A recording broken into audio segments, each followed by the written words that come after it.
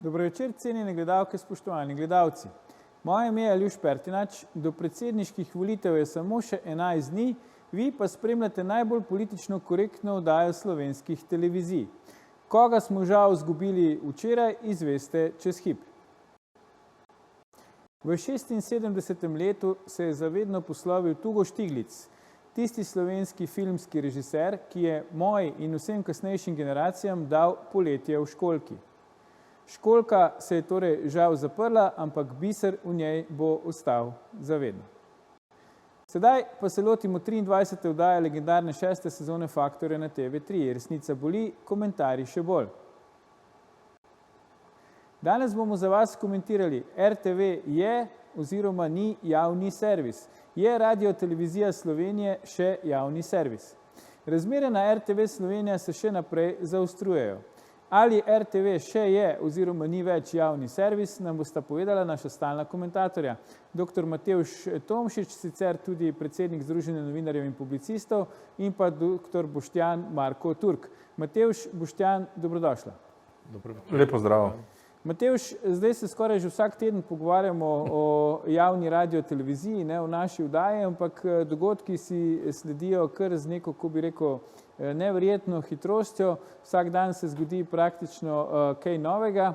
Kako ti nasplošno ocenjuješ to dogajanje okrog javne radiotelevizije? Gotovo to ne prispeva, ne, niti k ugledu hiše, niti k normalnim delovnim razmeram tam zaposlenih, še manj pa verjetno k splošnemu ugodju gledalcev, poslušalcev in uporabnikov spletnih vsebin.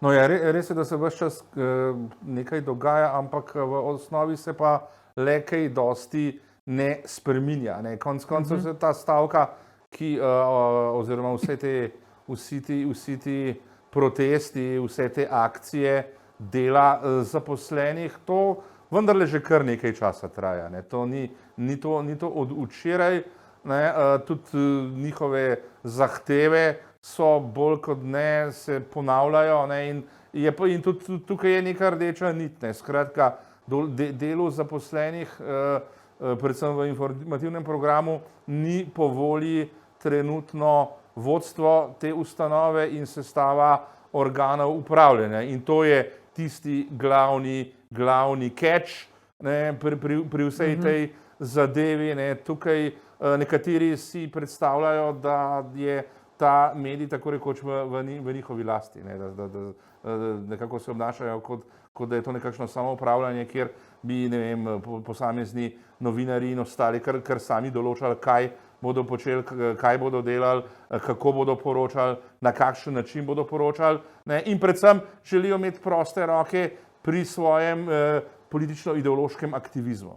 In ja, zato in pač vodstvo, ki je nekoliko drugače politično in nazorsko profilirano, nikakor ni všeč. In ja, od tu potem vse te pritožbe o nekih pritiskih in podobnem, vendar do zdaj to je bilo precej tako nekako na splošno. Jaz nekih resnih obtožb, nekih podkrepljenih obtožb o tem, da je kdo, ne vem, od vodstva želel neko svojo vsebino speljati skozi program, ali pa sploh, da bi želel neka politična stališča nekako lansirati, česa takega jaz nisem slišal. Se pa dogaja obratno, da pač ja, tisti, ki zdaj protestirajo, dejansko izvajajo svoj aktivizem. Ja, Boštjan, se ti strinjaš s tem, kar pravi Matevž, da gre tu za nekatere, ali gre vendarle za veliko večino? Spomnili se bomo tiste izjave Marcela Štefančiča, pred meseci jebeno malo jih je, vemo, kdo so. Zdaj, a je tu gre za neki posameznikov ali gre v bistvu za neko veliko večino zaposlenih na RTV Slovenija, ki zdaj že dalj časa izražajo svoje nezadovoljstvo, zdaj tudi nekaj časa že stavka. Izvoli. Ja, torej zadeva je taka, tu je, bi rekel, neka izredno agresivna manjšina, ki je v ospredju, in tej manjšini se potem po načelih oportunizma pokorava večina z nekaj izjemami, to pa so Pirkovič, Možina, Rebernikova, predvsem pa direktor Urbanija, ki pač uresničuje to, da je to televizija javni servis vseh državljanov. Tle je pač razlika v bi rekel, dojemanju, da se pravi ta skrajna levica, ki je dominantna na televiziji, javni servis dojema kot servis njihovih ideoloških interesov, ampak to ni javni servis. Recimo jaz imam zdaj primer, ki moram reči, da proti temu absolutno protestiram. Torej, internetni portal MMC-RTV-SLO je objavil, ko je pač 11 let se vleče saga mene in Jožeta Pirjevca zaradi ene povedi.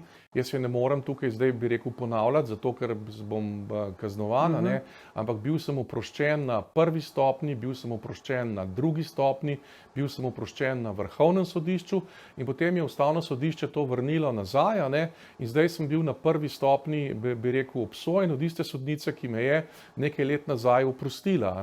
Ampak MMC-RTV-SLO zapiše, ne da bi mene, to je bilo zdaj ravno nedavno, se najdete moje ime, Boštjan Marko Turk, MMC-RTV-SLO, pejte in boste videla, zapiše, da sem jaz trdil, da je Jože Pirjevec bil oziroma da je renegat. Jaz tega nisem nikjer trdil.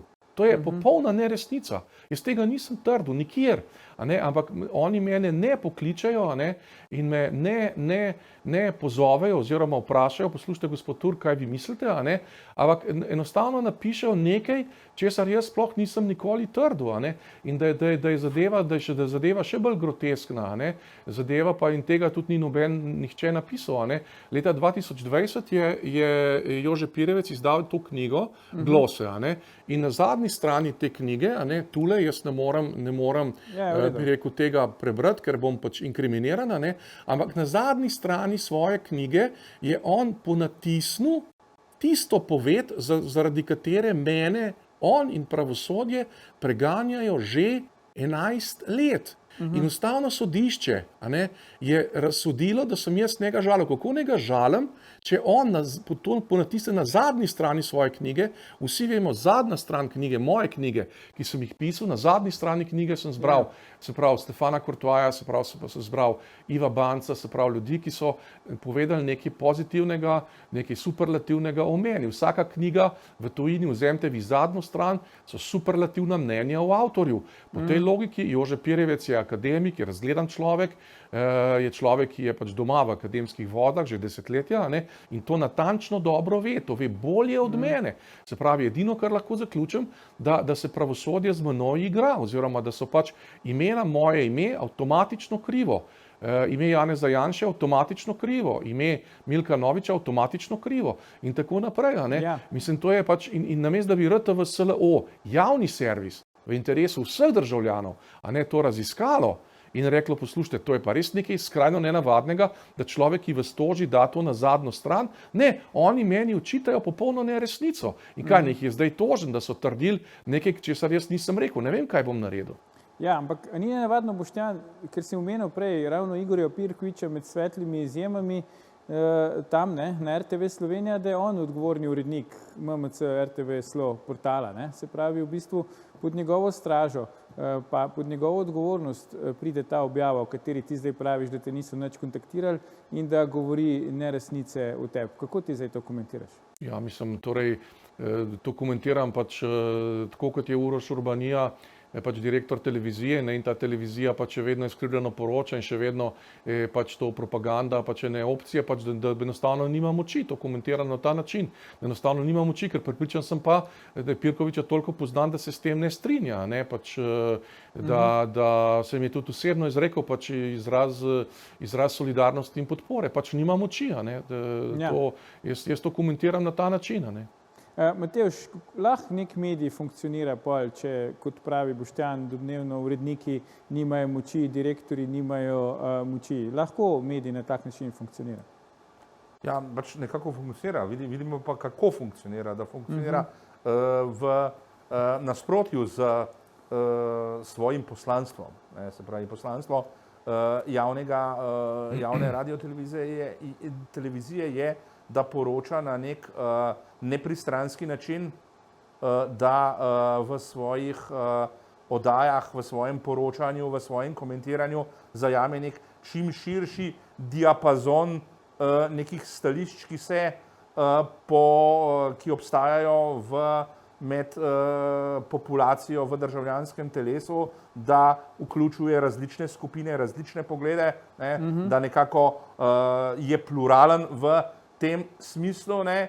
Jaz bi rekel, da tukaj, odkar je to sedanje vodstvo, ki je deležno tako silovitih napadov, se je situacija izboljšala v tem smislu. Ne. Sedaj je ta medij bolj pluralen, kot je bil recimo pred 2 letoma ali več, vendar pa še vedno nekako prevladujejo vsebine, ki so po meri teh, ki sedaj protestirajo. Tako da v tem smislu je situacija nekoliko absurdna. Ne? Dejansko protestirajo tisti, ki imajo še vedno ključni oziroma prevladujoči vpliv na vsebine, ki jih predvaja ta medij.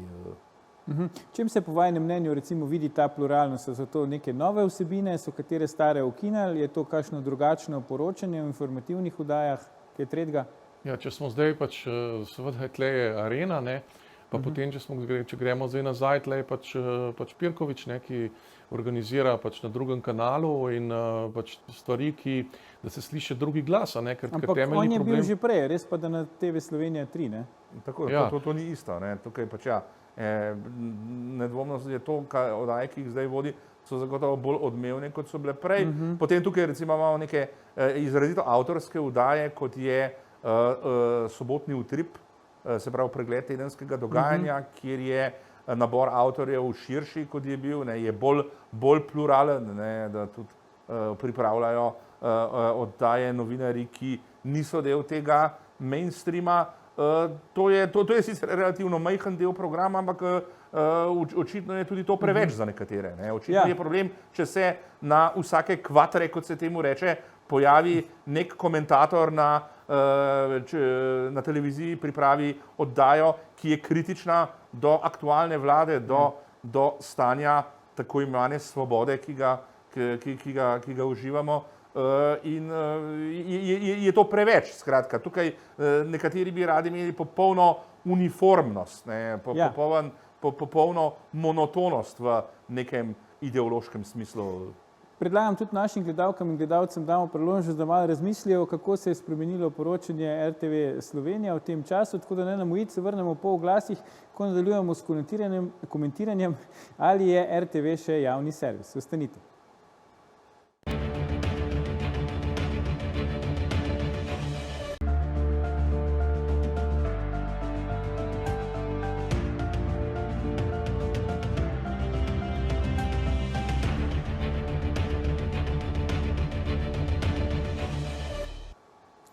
Dobrodošli nazaj. Z nami sta še vedno Matevž Tomšič in Boštjan Marko Turk. Pogovarjamo pa se o tem, ali je Radiotelevizija Slovenija sploh še javni servis.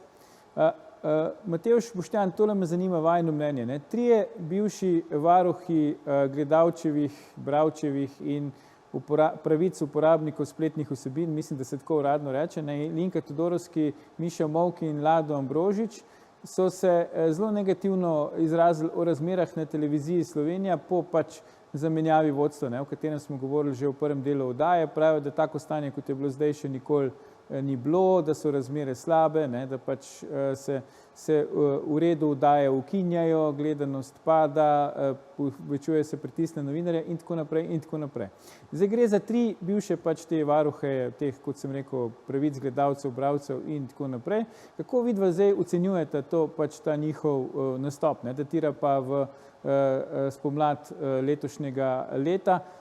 Mislite, da je to del pač te bitke za prevlado na televiziji, ali vendar kaže več teže dati temu mnenju, glede na to, da gre za 3 te bivše varuhe, tudi verjetno tem 3 težko očitamo, da se na televizijo kot tako ne spoznajo. Izvolite.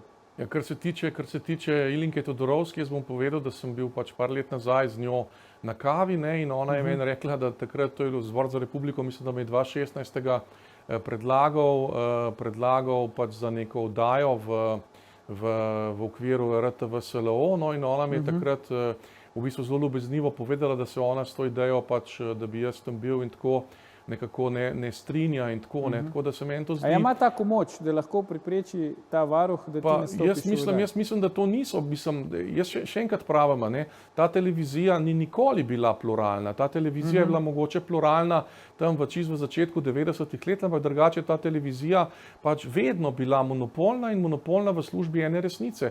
Dajmo se zdaj spomniti tega, da je pač Janez Kocijančič bil v isti osebi predsednik stranke politične, ne, in v isti osebi bil predsednik programskega sveta, ne, in ta televizija ni nikoli bila, bi rekel, pluralna. Ta televizija nikoli ni bila servis vseh državljanov. Mogoče tam recimo 2008, 2009, ampak to so bili zelo kratki časi, ko je recimo to dajalo videz neke pluralnosti. Ampak drugače, ti varuhi oziroma gledalčevih pravic, se spominjam ogromno, bi rekel, pritožb, ki so jih ljudje pisali, a ne, pa nobena od njih ni bila uslišana. Konec koncev je ta televizija izvaja tudi neko zelo segregacijsko politiko, ne. Vi imate cel spekter ljudi, ki jih nikoli na televiziji ne sme biti, a ne, nasprotno. Če boste bolj pozorno pogledali, boste videli, da se na televiziji več ali manj se pravi na Odmevih in to pojavljajo več ali manj isti ljudje, če pa ne isti ljudje, pa ljudje, ki govorijo enak jezik, ne. In ta jezik je pač jezik recimo levice, jezik interesov tranzicijskega omrežja, ni pa to jezik, bi rekel, vseh državljanov in to ni interes vseh državljanov, ne. In ta televizija in recimo zdaj pač teh nekaj ljudi, ki imajo pač težo strašno na svojih plečih, a ne, so pravi atlasi, recimo Uroš Urbanija, ne, si poskuša to napraviti za televizijo vseh državljanov in tukaj doživlja strašne napade, strašne diskvalifikacije, a ne, zato ker je rekel Marcel Štefančič, ne, oprostite, nas je jebeno več, a ne, in tle gre zdaj za princip moči, ne gre za princip demokracije. Ne, se to je Marcel Štefančič lepo povedal in oni in tudi recimo noben se ni zmigal oziroma ni mignil, ko so bili transparenti, a ne, na seji programskega sveta v kontekstu Ubi Janšo, a ne, ali pa ko je nekdo grozil Možini in tam, bi rekel, vedril pred vrati nacionalne televizije, a ne, z namenom zastraševanja enega od novinarjev informativnega programa, konkretno Jožeta Možine. Takrat se nihče ni zganil, nihče ni protestiral, nič se ni zgodilo, a ne. In zdaj je to seveda, to je zdaj žalostna bitka, ne, za 30 letja po osamosvojitvi, a ne. Najmanj, kar bi pričakovali, da je televizija pač pluralni servis vseh državljanov, a ne, recimo, da je nekaj tazga, kot je predsednik Pahor, a ne, ki je pač, če hočete, naredil institucijo predsednika republike za servis vseh državljanov. Ne, Pahor je predsednik vseh državljanov in tako televizija bi morala biti televizija vseh državljank in državljanov, pa to žal ni. Ja, Matevž, kot sem že omenil, ti si predsednik tudi Združenja novinarjev in publicistov, enega od dveh novinarskih združenj pri nas v Sloveniji. Imate kakšne člane, verjetno tudi na RTV Slovenija. Kaj vam te člani povedo znotraj združenja? Kakšne so zdaj tam razmere? No, tukaj glede tega izjave, ali te ocene, da je situacija slaba, da se zadeve zaostrujejo, s tem mislim, da se lahko strinjamo. Ne? In to vam bodo povedali zelo različni ljudje, ki delajo v okviru te ustanove, konec koncev tudi vodstvo verjetno, če bi nekdo vprašal Uroša Urbanija, kakšne so razmere, verjetno ne bi rekel, da so dobre. Ne? Pa tudi ljudje, ki so člani našega združenja, pač se ne morejo ravno pohvaliti z delovnimi odnosi oziroma z delovno klimo. Jo ne morejo nekako predstaviti kot nekaj pozitivnega. Vendar zdaj tukaj to, kar je pomembno vprašanje, je, zakaj je temu tako. Ne? Ali je to res zaradi sedanjega vodstva in sedanjih organov upravljanja, ki nekateri člani vodstva so konec koncev na svojih položajih šele zelo kratek čas. Urbanija je koliko mesec dni, kaj tacga, malo več, 2 mogoče, ne, je šele na tej svoji poziciji, tako da težko njemu zdaj očitamo neko odgovornost za to, da gledanost pada in podobno. Ne. Prej bi to očitali tistim, ki tukaj vedrijo in oblačijo že dolga leta, pa nosijo tukaj verjetno bistveno več odgovornosti. Ne. Tudi ta aktivizem, ki se ga gre del ustvarjalcev medijskih vsebin, ustvarjalcev programov, ne, tudi to seveda ne prispeva k temu, da je ta institucija nekako deležna nekega splošnega zaupanja. Ne. Če se del ljudi nekako ne vidi kako bi rekel, ne, v teh vsebinah, če nekako se čuti izločenega, potem seveda ne bo ravno tudi prav zelo zaupalo temu, kar ta institucija počne. Tako da, tukaj jaz bi rekel, da glavni razlog za to, da pač tukaj tudi upada gledanost in ostalo, ne, je v tem, da pač ta institucija ne upravlja svojega poslanstva v takšni meri, kot bi ga morala. Ja, kako vi dva ocenjujete te predlagane spremembe pač zakona o RTV Slovenija, ne? Mislite, da so to koraki v pravo smer, zdaj cilji bi naj bili pač izločitev vpliva politike in tako naprej. Kako vi dva gledate na to? Ja, to je pač klasičen manever, ne. Po navednicah izločitev pač vpliva politike, ne, hkrati pa dajmo politiko, mislim, tisto tranzicijsko politiko, levo politiko noter, ne. Mislim, to je popolnoma arbitrarno, ta nabor novih članov programskega sveta, ki ga oni predlagajo, je popolnoma arbitraren, ne. Zakaj pa ne bi recimo, ne vem, saj tudi recimo Živalski vrt Ljubljana ima svoje pač upravno telo, sveta, ne, pa zakaj pa ne bi Živalskega vrta Ljubljane nekaj, bi rekel, nekoga delegirali, ali pa recimo iz Gobrskega zdruštva Spodnji Podotika, ne, zakaj pa ne bi v tem nekoga delegirali, ali pa recimo, ne vem, ornitološka sekcija Zgornji Duplek, ne, pa dajmo tam enega delegirati, ne, to je pač ta nivo, ne, oni bojo delegirali tam, kjer pač vse pokrivajo, kjer vse imajo, ker je pač to 100%, da bojo to pač 100% njihovi kadri in da se bo ta totalitarizem nadaljeval, ne, to je pač, imajo pa pač vso medijsko podporo in to zdaj, bi rekel, vlačijo po medijih kot neko demokratično formulo, ampak to je, če tukaj ni, to ni demokracija, ne, pač sej politika je legitimna, sej to je demokracija, sej ni demokracije brez političnih strank, kaj pa je parlament? Parlament je politika, kaj pa je državni svet? Državni svet je politika, kaj pa je predsednik republike? Predsednik republike je politika. A ne, mislim, to je zdaj to, s čemer nas stalno, bi rekel, obremenjujejo, ne, in to se je pač začel pri tako imenovanem sestopu partije z oblasti oziroma zamrznitvi partijske knjižice Milana Kučana, ko so pač naenkrat začeli promovirati oziroma diskvalificirati politiko kot nekaj slabega, ne, to zato, da so lahko pač ribarili v kalnem in vlekli poteze iz ozadja, ne. In potem, kako pa ti ljudje potem komentirajo to, da je bil Janez Kocijančič predsednik programskega sveta, se on je bil pač, nihče ni bil toliko politike, kot pa ona, ne, pa je bil, ne.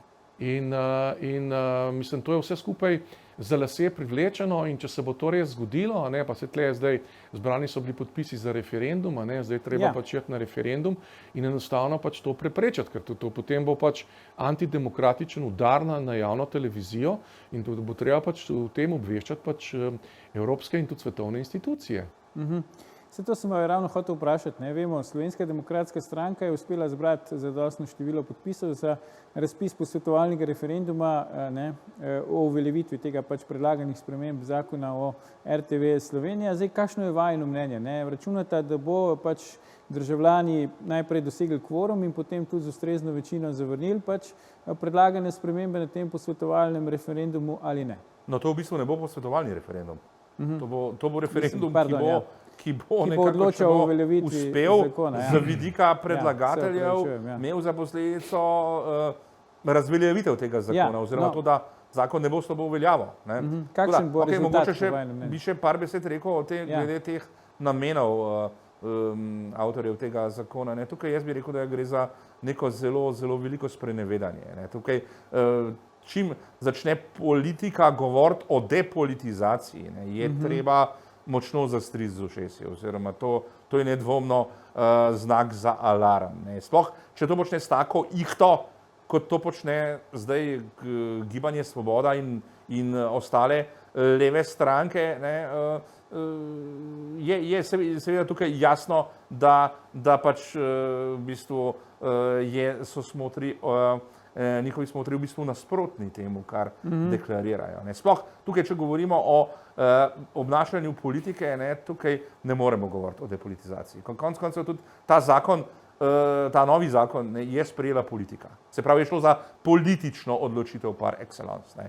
In kjer imamo mi neke javne institucije, kjer politični odločevalci nekako sprejemajo neke odločitve, ne, potem je tukaj notri politika. Ne. In tukaj bistveno bolj transparentno je, da odločevalce, da organe upravljanja takšne institute, kot je RTV Slovenija, postavlja parlament, ki je demokratično konstituirano telo, kot pa da jih postavljajo neke neizvoljeni gremiji ali pa neke neizvoljene osebe, ki pa so same tudi konec koncev, recimo temu, imenovane politično. Konec koncev tukaj zdaj govori, da je to politizacija, če nekoga imenuje parlament, depolitizacija pa je, če ga imenuje recimo informacijski pooblaščenec, ki ga postavi ta isti parlament, ne, ali pa varuh človekovih pravic, ki ga ravno tako postavi ta isti parlament, ali celo nek svet za sonaravni razvoj, ali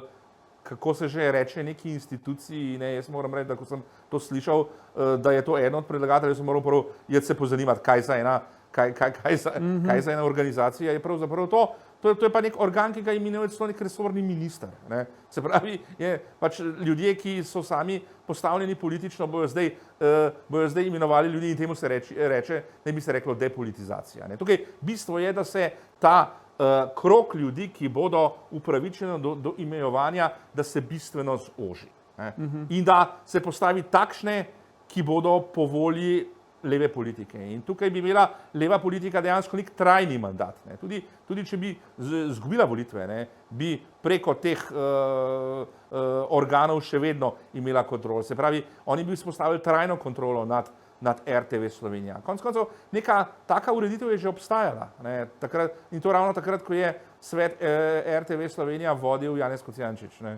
Torej, tukaj lahko vidimo, ne, koliko s kakšno depolitizacijo v narekovajih smo imeli takrat opravka. No, kar se pa tiče zdaj referenduma, tukaj pač podpisi so očitno uspešno bili izbrani. Seveda tukaj je velika težava z vidika predlagateljev, seveda nek ta visok kvorum. Pravi, tukaj se bo moralo kar veliko število ljudi udeležiti. Ne, jaz bi rekel, ne, da večina tistih, ki se bo udeležila, bo zavrnila ta zakon, zelo verjetno. No? Ampak vprašanje je, če bo zadoštno število ljudi prišlo na referendum. Imamo pa primere, smo imeli pa primere v preteklosti, ko je predlagateljem to uspelo. Recimo že ta zakon o vodah, tam so predlagatelji nekako bili uspešni, kar se tega tiče. Ja, Boštjan, zdaj v bistvu ena zgodba je recimo pač referendum, ne, in pa rezultat na referendumu. Druga zgodba je pa recimo večno vprašanje pri TV Slovenija, ne, RTV prispevek in obveznost plačevanja tega prispevka pač praktično za vse tiste, ki po domače povedano, ki imajo doma televizijski oziroma radijski sprejemnik. Pa me zdaj zanima tvoje mnenje glede tega prispevka. Si ti za to, da pač ta prispevek ostane, bi ga bilo treba ukiniti? Kako ti vidiš te stvari?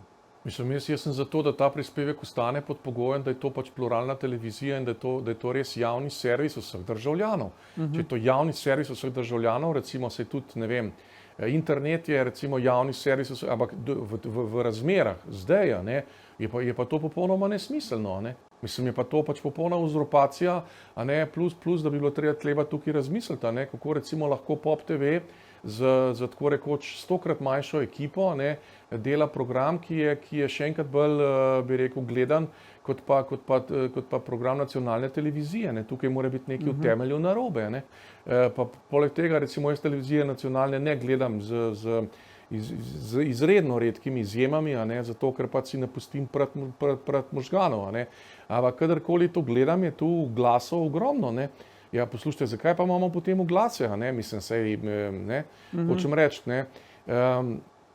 Torej, treba bi bilo seveda tudi razmišljati o redukciji pač personala oziroma pač o zmanjšanju števila zaposlenih, a ne, zato ker danes je to nesmiselno, ne, mislim, danes te oddaje, recimo 20 let nazaj še, ne govorim samo o informativnem programu, ampak recimo naravoslovju, tehniki, ne vem, vodah, vse to se danes vse najde na internetu, ne, zato ne potrebuješ ti televizije, da boš to gledal. Poleg tega je tudi vprašanje, kdo danes še gleda televizijo, ne.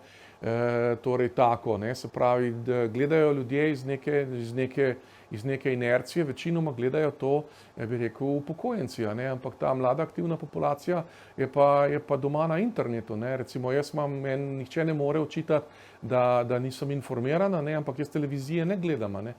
Moj glavni vir informacij, mislim televizije, seveda gledam tisto televizijo, ki ni inficirana, recimo Uro moči, Faktor, se pravi, oddaje, v katerih nastopam, gledam. Zato, ker pač jim dajem svoje, bi rekel, soglasje in dajem svoja pooblastila, se pravi, s tem, da tudi jaz se noter pojavljam, pač pristajam na njihov program in s tem izkazujem spoštovanje njihovim urednikom oziroma njihovim oblikovalcem.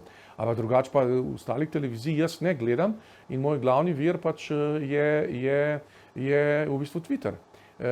Pa meni nihče, glede na to, kolikor napišem, ravno kar je pač objavil Tisol na Poljskem, na glavnih časopisov oziroma internetnih portalov na Poljskem, a ne, moj članek, včeraj ga je objavil, a ne, nihče ne more očitati, pišem v 5 jezikih, mi nihče ne more očitati, da jaz nisem informiran, ampak jaz vam še enkrat povem, jaz nacionalne televizije ne gledam, gledam pa z velikim užitkom Faktor. Ja. Matevž, zdaj dotaknil se je Boštjan tudi tega števila zaposlenih na TV Slovenija, ne? Mislim, da jih je redno zaposlenih 2000-2500 tam nekje. Koliko je problem recimo za TV Slovenija, da pa voditelja paradne njihove dnevne informativne oddaje, ne, se pravi TV Odmevov, pa poišče izven tega kroga, pač pripelje nekoga, ki je samostojni podjetnik?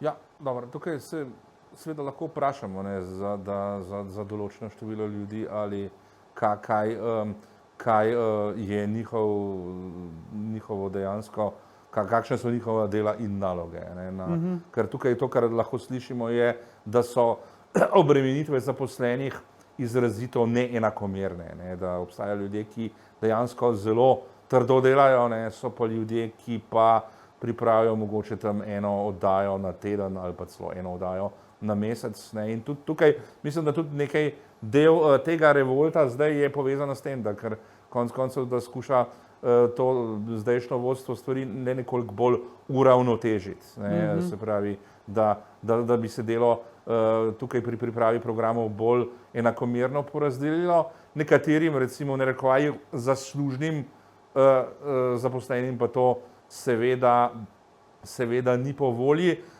Dobro, to samo dejstvo, da se najame nekoga zunanjega, mi samo po sebi ni sporno, ne, ker konec koncev, ja, če imamo nekoga, ki je zelo dobro opravlja svoje delo, ne, je zelo nek dober, atraktiven voditelj, pa pač ne želi se zaposliti, ne, potem mislim, zakaj se ga ne bi angažiralo. Ne, bi pa to morali biti izjeme, ne pravila. Ne.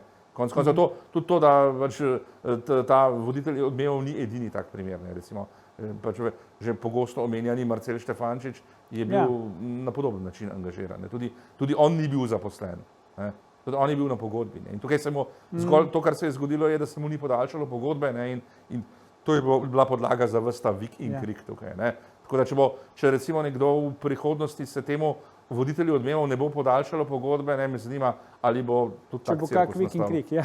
Ja. To bomo videli, seveda ne želimo tega, ne, želimo pač, da dobri voditelji Odmevov ostanejo, oziroma tisti, ki vodijo oddajo, pač, da jim gre, ne. Da so tudi pri gledalcih sprejeti in da svoje delo upravljajo profesionalno. Boštjan, se da rešiti ta velik javni zavod, ne, tudi po številu zaposlenih, honorarnih sodelavcev, stalnih in tako naprej, na ta način, da se pač, če rečemo v narekovajih, mešetari s temi nekimi pogodbami, ne, se pravi, nekomu se pogodba ne podaljša, z nekom drugim se sklene, se da na ta način rešiti stvari po tvojem? Ja, no, vse, kar prispeva, Luka Cvetina, se zdi meni, da on je izredno fotogeničen, v bistvu kamera ga ima rada, predstavlja nekaj novega, ne. Recimo tudi je sproščen, ne, mene recimo vsake toliko časa zadenem na Odmeve, ampak jih ne gledam, ne. Ampak mislim, tam je neka voditeljica, ki je pač, mislim, da je stara toliko kot jaz, ne bom imena, ampak ima očitno tremo, ne, in ima vedno tremo, ne. In mene to, mislim, jaz sem prav nekaj časa to sledil, ne, ker sem si rekel, pa se to ne more biti res, ne. Mislim, ta ženska je tako rekoč zelo pogosto na televiziji pred kamero, ampak ona naj se glas trese, ne. Mislim, to je pač popolnoma nesprejemljivo, ne. Mislim, tako kot je tudi, se pravi, nekdanji voditelj, se pravi, teh nedeljskih oddaj, da tudi imena ne bom povedal, ampak on je imel tudi tremo in je bil popolnoma nesproščen in se nikoli ni znal recimo nasmejati, mislim, da bi se sproščeno nasmejal, takole, dober dan, kako ste, dobrodošli pri meni, kaj se bomo kaj pogovarjali, Mislim, to so pač, jaz ne vem, kaj ti ljudje sploh delajo pred kamero, ker če hočeš ti pred kamero, kako če hočeš v gore, pač potrebuješ to opremo in potrebuješ to sposobnost in predvsem potrebuješ tega, da te ni strah višine, Če te je strah višine, ne moreš hoditi v gore, ne moreš plezati, In mislim, jaz se sprašujem pač, kako lahko taki ljudje pač kako da se v to noben ne vtakne. Ne vtakne se noben zato, ker so pač lojalni do mainstreama, Mislim, to je pa zdaj pa potem postane pa temeljni problem, To je tako kot recimo, da bi jaz imel tukaj na Faktorju tremo, ali pa da bi teklo z mene, da bi me polil z vodo, pač bi najbrž voditelj rekel, da pač jaz nisem primeren za pred kamero, to je tako, ampak tu pa moramo gledati, Še bolj moteče je pa to, če so pač voditelji pač pod določenim vplivom določenih substanc, mislim, to pa sploh ne gre, In tako da se mi zdi, mislim, Svetina se mi zdi tukaj odličen, on je tudi plezalec, hodi po gorah in se mi zdi fotogeničen, odličen, suveren pred kamero, dobro nastopa in to je to. Mogoče pa bo voditeljski kolega Luka Cvetina pač obrnil trende gledanosti na TV Slovenija. Upajmo, ker je to verjetno vsem v interesu. Za danes pa dr. Matevž Tomšič, dr. Boštjan Marko Turk, najlepša hvala za vajine komentarje v naši oddaji. Črto pod današnjo temo pa potegnemo čez hip. To je bil o tem, ali je Radiotelevizija Slovenija še javni servis, že 779. Faktor na TV3. Jutri bomo za vas komentirali, kaj lahko ustavi nesmiselno morijo v Ukrajini. Ne zamudite, predvsem pa ne pozabite. Ni vseeno, kdo kaj reče.